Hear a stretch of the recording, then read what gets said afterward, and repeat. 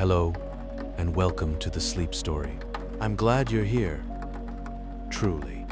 Whatever kind of day it's been, long or short, easy or not, you've made it to this quiet corner of the evening, and that's all that matters now. Tonight, I'd like to take you somewhere rather beautiful, to an ancient walled city, and deep inside it, a bazaar, the kind of place that has been selling silk and copper and cardamom for longer than anyone can quite remember. We'll arrive in the last golden hour of the afternoon, when the crowds have thinned and the merchants are beginning, very slowly, to close up for the day. And we'll follow a young woman named Mara, who has a gift I've always admired, the ability to find something worth pausing over in almost everything she sees. There's no great mystery to solve tonight. No destination she must reach. Only the quiet pleasure of drifting through a beautiful place, and the unexpected peace that comes from watching something, a folded cloth, a finished carpet, a lamp being lit against the dark, and feeling, for a moment, that the world is exactly as it should be. That's what's waiting for you. But before we step into those lantern-lit lanes, let's take a little time for you. For this room, this bed, this moment. So whenever you're ready, find a comfortable position. Let your hands rest somewhere easy, and take one slow breath in with me. Good. You're here. That's all you need to have done tonight.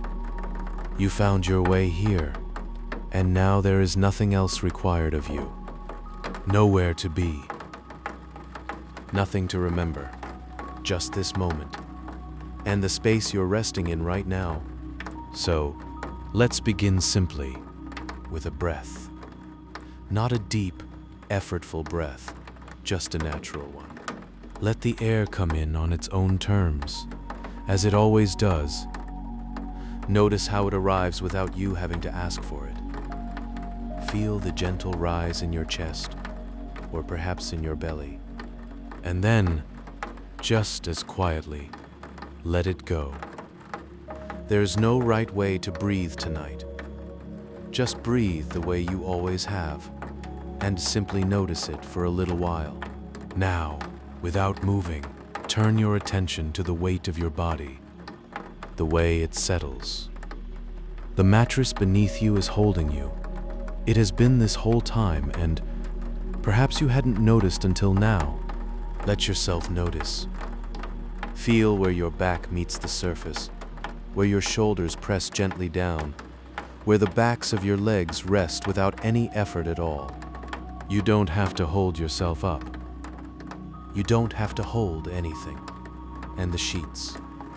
Feel the fabric wherever it touches your skin, the small warmth that has gathered there, the warmth that is simply yours, that your body has made without any effort.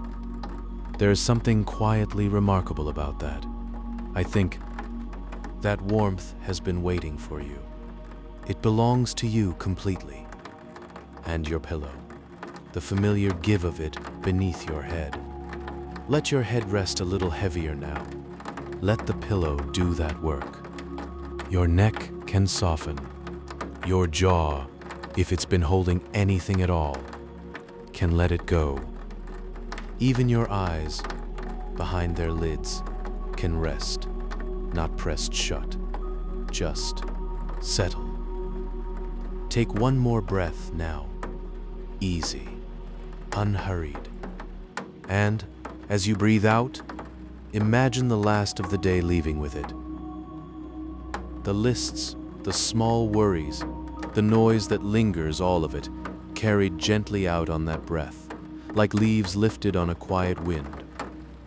You are somewhere soft and warm and safe, and when you are ready, let your eyes close, and let me take you somewhere quiet tonight. Mara had not meant to stay so long. She had walked through the arched gateway of the city that morning with a small bag over one shoulder and no particular plan beyond finding somewhere to eat and somewhere to sit. And the city had received her the way old cities sometimes do, without ceremony, without fuss. simply opening its streets around her and letting her walk. The morning had passed in the easy, slightly dazed way that first mornings in new places always passed, full of half-understood signs and unfamiliar smells and the particular pleasure of not knowing where anything was or what anything was called. And then, sometime in the early afternoon, she had followed a smell. It had come to her through a low archway she almost missed, set into a wall between a barber's shop and a seller of second-hand sandals. So narrow and so unremarkable that most people would have walked past it without a second glance.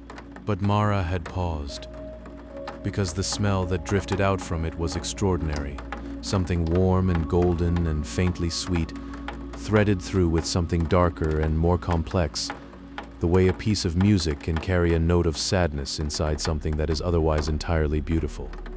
She had ducked her head slightly and stepped through. The bazaar opened around her, like a held breath being let go. Vaulted brick ceilings arched overhead in long, graceful curves, and here and there, small round windows cut into the masonry let in tilted columns of afternoon light, not the flat white light of midday, but something richer and more golden, the light of a day that has settled into its final, unhurried hours. The lanes were narrower than she had expected, and they turned and branched and crossed in ways that made no obvious sense. But there was something about the confusion that felt gentle rather than disorienting, as though the bazaar had not been built to be navigated, but to be wandered through. And wandering was precisely what Mara was best at. The crowd was thin. She had arrived, it seemed, in that particular hour, when the urgency of the market day had already spent itself, the buying and selling largely done, the bargaining finished, the city's householders already carrying their purchases home through the cooling streets. What remained in the lanes was a slower, more contemplative kind of movement, a few lingering shoppers moving without hurry, a merchant refolding a bolt of cloth with practiced, meditative hands, a boy sweeping the threshold of a dried fruit stall with a broom made of bundled twigs, the soft rhythm of it the only sound in that particular stretch of lane. Mara walked slowly. She had learned, over the years and the places, that the secret to a new place was to resist the urge to understand it. Understanding came later, or it didn't come at all, and either was fine. What mattered in the beginning was simply to be present inside it, the way you could be present inside a piece of music you had never heard before, not trying to follow it or remember it, just letting it move through you. She let the bazaar move through her. The spice merchant's stall announced itself before she saw it.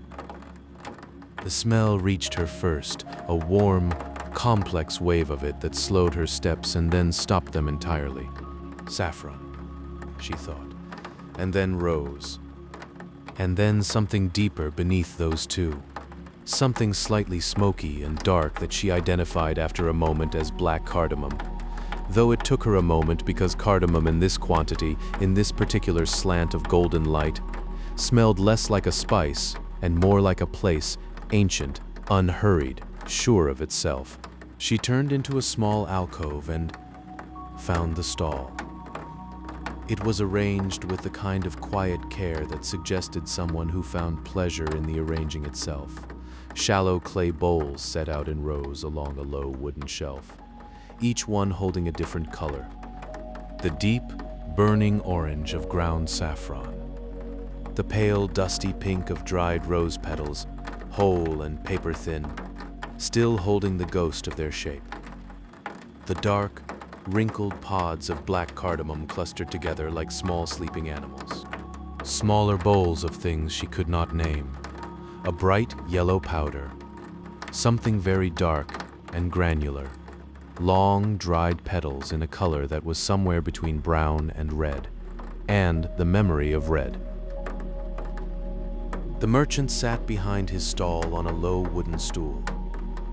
He was a compact man of perhaps 60, with a neat gray beard, and the unhurried expression of someone who had long ago made peace with the fact that most of life simply passes, and that the passing was not something to resist, His hands were folded in his lap. He was not reading, not talking, not doing anything at all except sitting, watching the late light move across the surfaces of his bowls with an attention that was completely without urgency. He did not try to sell her anything. Mara stood beside the stall and looked at the bowls, and the merchant sat on his stool and watched the light, and between them there was a silence that was not awkward or empty, but simply restful. The way silence between two people can be restful when neither of them needs anything from the other. The smell of saffron and rose drifted around her in warm, slow waves. Somewhere deeper in the bazaar, very faint and very steady, she could hear the soft percussion of hammers on metal, not rhythmic exactly, but recurring, the way a gentle rain recurs. Comfortable in its irregularity, easy to stop hearing, and easy to hear again. She stood there for longer than she had meant to. When she finally moved on, it was without deciding to. She simply found herself walking again, carrying the smell of saffron with her like something she had been quietly given.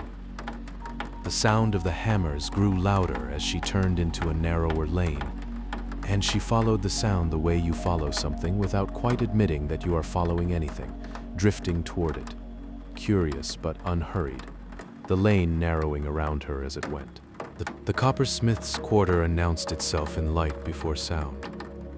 The lane curved slightly, and then opened into a wider passage, and the late afternoon sun, falling from a row of oculus windows high above, struck the copper surfaces all at once. Hundreds of bowls, trays, plates, and lanterns stacked floor to ceiling on either side of the passage, their surfaces polished to various degrees of brightness, some gleaming like mirrors, some deeper and more muted, the older ones showing the particular warm darkness that copper takes on over years of handling. The light bounced off them and was thrown back against the brick walls in shifting, slow-moving coins of gold, warm, amber, honey-colored, moving slightly as the merchants moved, as the air moved, as the light outside shifted by imperceptible degrees toward its evening quality. Mara stood at the entrance to the passage and simply looked. The hammers were close here, 3 or 4 of them working in different stalls, their sounds overlapping in a soft, irregular rhythm that was less like noise and more like the sound of the bazaar breathing. Not sharp, not urgent, just steady. The way a heartbeat is steady, present in a way you only notice when you listen for it. She walked slowly through the passage, her eyes moving from surface to surface, catching reflections of herself in the larger polished trays as she passed, distorted, curved, split into warm orange and gold, barely recognizable. She did not mind. There was something pleasant about being made briefly anonymous by so much reflected light. Near the far end of the passage, a young apprentice sat outside one of the stalls on an overturned crate, polishing a large round serving tray. He was perhaps 16, with paint-stained fingers and a look of concentration that was not intense but simply steady, the look of someone doing a familiar thing. The cloth in his hand moved in slow, even circles across the surface of the tray, wide arcs first, then smaller ones, then wide again, the rhythm of it so regular and so unhurried that it pulled at something in Mara without her quite being able to say what. She stopped. She did not mean to stop for long, but the motion of the cloth in its slow circles, the warm shifting light on the tray's surface, the soft steady percussion of the hammers from inside the nearby stalls, all of it combined into something that was very difficult to walk away from.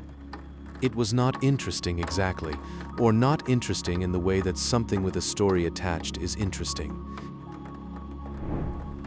It was restful. It was the most restful thing she had seen all day. She stood and watched the circular motion of the cloth.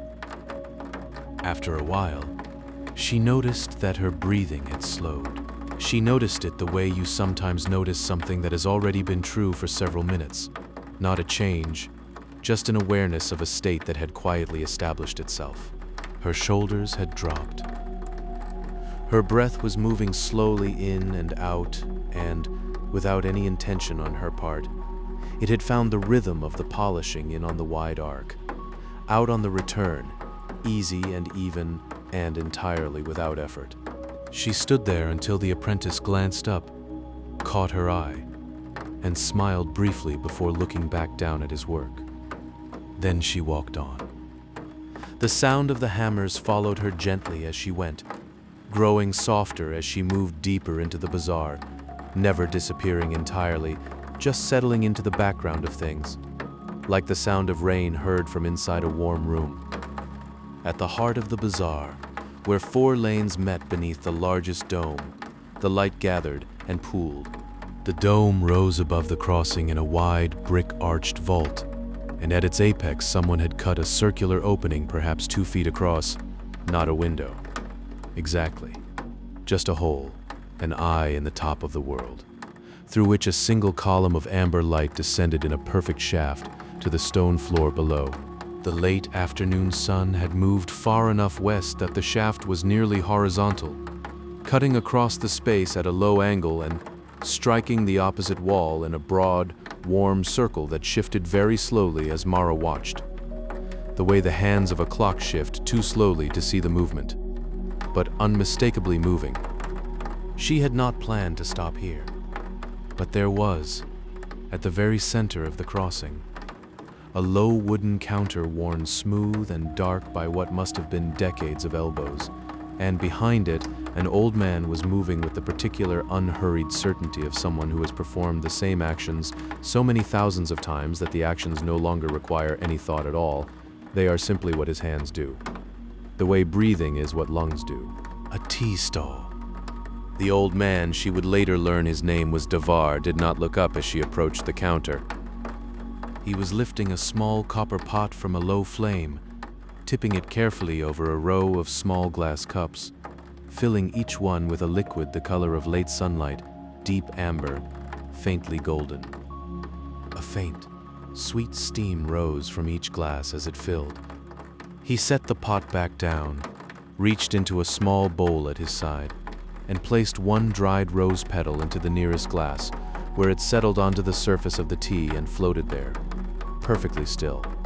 Then, he set the glass on the counter in front of Mara. She had not asked for it. She had not opened her mouth to speak. He had simply seen her arrive and done what he always did when someone arrived looking the way she looked. Not unhappy, not troubled, but slightly unmoored. The way travelers sometimes look in the hour before they have found their footing in a new place. She wrapped both hands around the glass. It was warm, not hot, warm. The way a stone in the sun is warm. The way a hand placed over your own hand is warm. A warmth that moved from the glass into her palms and from her palms through the rest of her without effort. She held it and did not drink immediately. She simply held it and felt the warmth travel. The smell of saffron rose to her from the glass, and beneath it, fainter, the rose, the same 2 things she had first encountered at the spice merchant's stall, but here, warmer, steamed open, softened. She breathed them in slowly. Davar had moved on to wiping his counter, and they were quiet together in the way that she and the spice merchant had been quiet, a silence that required nothing. After a while, he paused in his wiping and looked out along one of the 4 lanes that led away from the crossing, the way a person looks when they are not looking at anything in particular, but simply looking. "The carpet weavers," he said, in the slightly formal, slightly careful way of someone speaking a language that was not quite their own but had become entirely comfortable, "are finishing today." Mara waited, holding her warm glass. The big carpet. 3 years. He held up 3 fingers briefly, then returned to his wiping. "If you go now, through there," he gestured with one hand, toward the lane that led directly away from her, then another slight gesture. right? Then something vague and upward that she understood to mean deeper in, further in, up through the layers of the bazaar. You will see the last knots. She looked down the lane. "Is it far?" she said, though she didn't really mind if it was. "No," he said. "Nothing in the bazaar is far." She drank her tea. She drank it the way it deserved to be drunk, slowly, in small sips, letting each one sit in her mouth for a moment before swallowing, tasting the saffron and the faint sweetness and the ghost of rosewater that the petal had given to the surface of the liquid. The warmth of the glass was still in her hands when she set it down empty. She felt, in the way that you feel these things only when you stop moving long enough to notice them, entirely still. Not tired. Not sleepy. Exactly. Simply still. The way the surface of water is still when nothing disturbs it. Not empty, but calm all the way down. She thanked Devar, who nodded once and began carefully rinsing her glass. She turned down the lane he had indicated, and walked. The lane narrowed. She turned right where he had gestured right, and the lane narrowed further, the brick ceiling dropping until she could have raised her arm and touched it. The light was dimmer here. The afternoon sun could not reach this far through the arching tunnels of the bazaar, and the warmth came instead from the occasional small oil lamp set into a niche in the wall at shoulder height. Their flames small and steady in the windless air, throwing soft circles of amber onto the brick above them. The sound of the hammers was very faint here. It had become something more felt than heard, a barely there percussion in the background of things. Steady as ever, easy to miss if you were not listening. She was listening. She had been listening to it. She realized, for most of the afternoon, without ever quite deciding to. She passed a stall where an old man was carefully rolling a bolt of deep blue cloth, taking his time with each turn, smoothing the fabric as he went with a flat palm. She passed a small, unlit alcove where dozens of brass keys hung on hooks in rows, none of them labeled, all of them gleaming faintly in the lamplight. She passed a doorway hung with a faded curtain, through which came the low sound of two voices talking in the easy, unhurried way of people who have been talking to each other for years and have no particular urgency about anything they are saying. And then she found it. It was not a shop. Exactly. It was a room, low-ceilinged, square, opening off the lane through a wide doorway that had no door, just a high step up, and then the room itself, softly lit, quiet with the particular quality of quiet that spaces have when they have absorbed a great deal of patience over a long period of time. The walls were hung with carpets. They covered every surface from floor to high ceiling, deep reds and warm blues, and a particular amber ochre that Mara had no name for, though she had been smelling its source all afternoon. The carpets were old and new together, some of them faded to a gentle, muted beauty, others bright enough to make the colors of the walls behind them invisible. They were all dense with pattern, not busy, but layered, the way ancient things are layered, carrying their meanings quietly inside them. In the center of the room, facing away from the doorway, a woman sat at a large loom. She was old, deeply old, the kind of old that is not diminished but concentrated, as though everything inessential had been slowly and willingly set aside over the years until only the essential remained. Her back was straight. Her hands moved at the surface of the loom with a slowness that was not the slowness of effort, but the slowness of complete knowledge. The hands of someone who has performed these exact movements for so many decades that movement and thought have long since separated. And the hands simply know, the way a river knows the shape of its bed. At the bottom of the loom, the carpet hung. It was large, wider than Mara's outstretched arms and tall enough to reach from floor to ceiling when it was finished, which it was nearly now. The pattern was intricate in a way that rewarded looking without requiring it at a glance. It was a field of deep red with a geometric border. Looked at more slowly, shapes began to resolve within shapes. Smaller patterns inside the larger ones. Details that would have taken hours to see all of. The colors were warm and certain. Saffron gold, deep blue, a dark green that was almost black, and the red that the entire carpet rested in, a red that was neither fire nor blood, but something older and more settled than either, a red that meant home. The weaver's hands moved at the last few inches. Mara sat down, very quietly, on a low wooden bench near the doorway. She was not sure there was a bench there for visitors, but there was a bench, and she sat on it, and no one said anything, and she watched. The only sounds in the room were soft and slow. The quiet thud of the loom's beater pressing each row of knots into place, unhurried, measured, the rhythm of it, so steady that her breathing found it without her noticing, the way it had found the rhythm of the apprentices polishing cloth earlier in the afternoon. The faint whisper of wool threads being drawn and turned and pulled, and from somewhere far above the bazaar, drifting over the rooftops in thin, warm waves, the sound of the evening call to prayer, beginning its first long note and then finding its way into the language of devotion and distance, the voice of it soft and certain, folding down through the oculus windows and the arched ceilings and the narrow lanes until it reached this small, still room as something barely more than a breath, present enough to be real, distant enough to feel like something heard at the edge of sleep. The smell of dye was here. She noticed it now that she was still faint. Dry, slightly sweet. The particular smell of saffron in its other form. The form that had gone into the carpet's gold rather than into anyone's tea.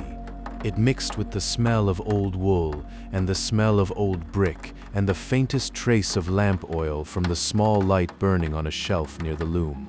And the combination was not beautiful in a way she could have described. But it felt safe. It felt like the smell of a place that knew what it was and had been it for a very long time. She watched the weaver's hands. The carpet was perhaps 2 inches from finished, maybe 3. The hands worked without hurry but without pause, settling each thread, pressing each row, moving with that complete, thought-free knowledge that made watching them feel like watching water run, like watching something that could not be other than what it was. Mara had no sense of how long she sat there. The afternoon light that still reached the bazaar through its high windows was very golden now, very low, the light of a sun close to the horizon. The light that painters try to find and lose. The light that makes everything it touches look as though it has been there forever. 1 inch. Less than 1 inch. The weaver's hands moved through the last few knots with no change of pace. No ceremony. No gathering of breath. She simply worked the last row the way she had worked every other row, with the same steady attention. The same complete unhurry. And then the hands were still. She reached out and smoothed the bottom edge of the finished carpet with the flat of one palm. Slowly, from left to right, the gesture entirely, without drama. Nothing more than the instinct of a hand that has completed a thing and wishes to confirm it. She pressed lightly. The palm moved from left to right. And then she sat back, not triumphantly, not even with visible satisfaction, simply with the ease of someone who has finished a breath. She sat back, and the carpet was finished, and the room was quiet. Mara sat on her bench in the doorway and felt something ease in her chest, something she had not quite known was tight until she felt it release. It was not grief. It was not relief. It was simply the feeling of having witnessed something complete, something that had taken its full time and been allowed to. The ache that had been with her quietly all day. That barely named wish to belong somewhere, to feel that a place knew her name and was glad she had come. It had not gone away, exactly, but it had softened into something gentler. She had sat in this room and watched a thing be finished that had taken 3 years, and no one had asked her to leave, and the room had allowed her presence the way any large, certain thing allows the presence of something small and still. She had not been needed. She had not been unwanted. She had simply been there, and the carpet had been finished, and the evening prayer had drifted overhead, and the smell of saffron dye had been in the air, and that had been, somehow, entirely enough. She slipped out of the room without speaking. The weaver did not turn. Mara stepped back down from the high step and found herself in the lane, and the lane was quieter than it had been. The last of the afternoon's lingering shoppers had moved on, and the merchants in this deepest part of the bazaar were beginning, without urgency, to close. She stood still for a moment in the lane and listened. The hammers had stopped. She had not noticed the moment they stopped, any more than she had noticed herself breathing all afternoon. But they were gone now, and their absence was a kind of sound of its own, a new silence, richer and more particular than the silence of a space where hammering had never happened.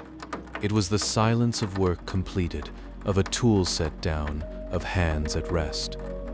It settled into the lane around her the way dust settles, slowly, evenly, covering everything in a fine, soft layer of stillness. She began to walk back. The lanes were changing around her as she moved, not dramatically, but perceptibly, the way a room changes when a lamp is lit. Because that was exactly what was happening. One by one, in the stalls she passed, and the niches in the walls, and the low wooden brackets at the entrance to each section of the bazaar, the oil lanterns were being lit against the falling dark. It was not yet fully dark. The sky above the oculus windows was still a deep, warm blue, the last of the day's light lingering in it with the particular reluctance of autumn evenings that have been warm and are unwilling to end. But the light from outside was failing, lowering, losing its gold, and deepening toward violet, and the bazaar answered each degree of darkening with another small flame. Here a merchant touching a taper to the wick of a low-hanging lantern. There an old woman setting a glass oil lamp on the ledge of her stall with the same careful attention she might give to setting a place at a table. The light that replaced the sun was the same color as the sun had been. That was the thing Mara noticed. Walking back through the half-shadowed lanes, the transition was seamless. The golden afternoon light and the warm amber lamplight were the same warm honey gold, and the bazaar moved from one to the other so gradually, so gently, that she could not have said at what exact moment the light of the day had become the light of flame. It simply had. The world had changed without breaking. She passed the alcove with the hanging keys. She passed the stall where the old man had been rolling his blue cloth. The cloth now rolled and stacked, the stall closed and dark behind a lowered wooden shutter. She passed the curtained doorway, behind which the two voices had fallen quiet. She walked on. The coppersmiths' quarter was still, the hammers long silent. The apprentice gone inside. The polished trays caught the lamplight now instead of the sun, and they gave it back in the same way, in shifting, warm coins of amber across the brick walls, different from the afternoon's gold only in that the source was smaller, the shadows deeper, the quality of it softer and more private. She stopped for a moment and looked at a large serving tray on a low shelf, its surface still bright from the afternoon's polishing. Her reflection looked back at her, curved, warm, barely recognizable, and somehow entirely peaceful. She walked on. Devar's counter was wiped clean. The small oil lamp at the back of his stall was lit, throwing its soft circle of amber across the worn wooden surface, and the copper pot was resting on its shelf, and the glass cups were turned upside down in their tray, and Davar himself was moving with the same unhurried certainty she had first watched him with, but moving now through the rituals of closing rather than the rituals of serving, each gesture as considered and as unhurried as any that had come before it. He looked up as she passed, and she paused. "The carpet," she said. He nodded once, slowly, a complete answer. She smiled, and he smiled, and she walked on toward the entrance, and behind her, she heard the soft, careful sound of a glass cup being set down on a clean surface, gently, precisely, at rest. The spice merchant's stall, when she reached it, was closed. The shallow clay bowls had been covered with squares of clean cloth, each one tucked down at the edges with a neatness that suggested long practice. The stool was empty. The stall was dark, and yet the smell remained faint, residual, the ghost of saffron and rose petals still in the air around the covered bowls, patient and unhurried, in no hurry to leave. She breathed it in as she passed. It was still warm. The arched entrance of the bazaar was ahead of her now, and through it she could see the street outside, the old city's stones turned to blue-gray in the early evening. The sky above the walls a deep, clear autumn color, not black yet, not quite dark, but settled into the hour after gold when everything goes still and the day lies down. She walked through the entrance and stopped. The cool air met her face first. It was the mountain air, the first real breath of it she had felt all afternoon, coming down through the high passes and threading between the city's old walls, cool and clean and carrying something in it that she could not name, the smell of stone and distance, and the first faint edge of the cold that was coming in the months ahead but had not arrived yet, was only just making itself known, a suggestion, a reminder. She stood at the entrance and felt it against her face, behind her. The bazaar glowed. She could see it through the archway, the warm amber of the lanterns, the last few figures moving slowly through the lanes, the deep shadows between the lit stalls, everything half visible and half imagined, warm and quiet and complete. She breathed in. The smell came with the breath, layered and certain, the way this entire afternoon had been layered and certain. Rosewater, cardamom, the faint, warm ghost of brass. The ghost of saffron from the tea she had drunk with both hands wrapped around the warm glass, standing still at the heart of the bazaar for the first time all day. She was still a stranger here. She knew that. She had arrived this morning, and she would leave in a day or two, and the bazaar would go on without her as it had gone on without her for hundreds of years. The same lanes and the same stalls, and the same slow, certain rituals of opening and closing, day after day, season after season, unchanged. But she had been here. She had stood beside the spice merchant while the light moved across his clay bowls, and he had not asked her to leave. She had watched the apprentice polish his tray, and her breathing had found the rhythm of it without her asking it to. She had drunk Davar's saffron tea with both hands and felt the warmth of it travel all the way through her. She had sat on a bench in a low-ceilinged room and watched an old woman tie the last knots of 3 years of work, and the room had allowed her presence, and the evening prayer had drifted overhead, and the saffron-dyed carpet had been finished, and she had been there when it was. It was not a home. It was not her name written anywhere. But it had been a moment so complete it needed nothing added to it, not even her. She had simply been present inside it, the way you are present inside a piece of music you have never heard before, not following it or remembering it, just letting it move through you and being moved. She let the breath go slowly. The cool air moved gently against her face. The lanterns burned behind her. The sky above the city walls was darkening. Slowly and without hurry, the last faint blue of it deepening toward the color of sleep. She did not move. She stood in the arch of the entrance, with the warm light at her back and the cool air at her face. And she breathed, and the city breathed around her.